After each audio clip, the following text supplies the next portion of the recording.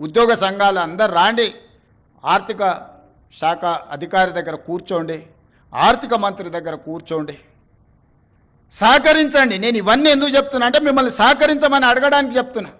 మీరు సమరం చేయడం కోసంగా సమరం చేస్తా అంటే ఎవరు మీరు చేస్తారు? నేను మళ్ళీ చెప్తున్నాను, నన్ను కోసినా కూడా ఇంతకంటే ₹1 ఎక్కువ వెళ్ళదు. బజార్లో కూడా నమ్మతలేడు. ఇక ఆయన పెట్టిపోయిన 50,000 కోట్ల రూపాయల కాంట్రాక్టర్లకు పాత బకాయిలు ఇవ్వాలంటే నెలకి 7,000 కోట్లు కావాలి. ఇవాళ సాగునీటి ప్రాజెక్టులల్లా 70%, 80%, 90% ప్రాజెక్టులు పూర్తయినే ఉన్నాయి. నెలకు 1000 కోట్లు సాగునీటి మీద మనం ఖర్చు పెడితే 2 ఏళ్లలో దాదాపుగా 20 లక్షల ఎకరాలకు నీళ్ళు ఇవ్వచ్చు. ఇవాళ రాష్ట్రం మొత్తం నెలకు మొత్తం ఇన్ఫ్రాస్ట్రక్చర్ R&B కావచ్చు, పంచాయతీరాజ్ కావచ్చు, ఇరిగేషన్ కావచ్చు, any other department for development works I'm not able to spend even 1000 crores. ప్రతి నెల రాష్ట్రంలో జరుగుతున్న కాంట్రాక్టులు పనులకు బిల్లులు చెల్లించాలంటే 1000 కోట్లు కూడా దొరకడం లేదు, 1000 కోట్లు కూడా రావడం లేదు.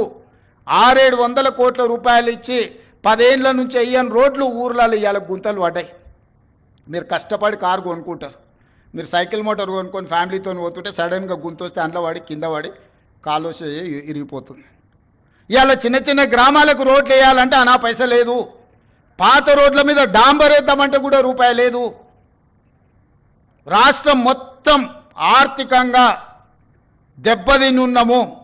ఒక కుటుంబం విచ్ఛిన్నమైపోయి చిన్నాభిన్నమైపోయి ఆర్థికంగా పూర్తిగా దివాలా తీస్తే ఎట్లుంటుందో తెలంగాణ రాష్ట్ర ప్రభుత్వం యొక్క ఆర్థిక వ్యవస్థ అట్లనే ఉంది.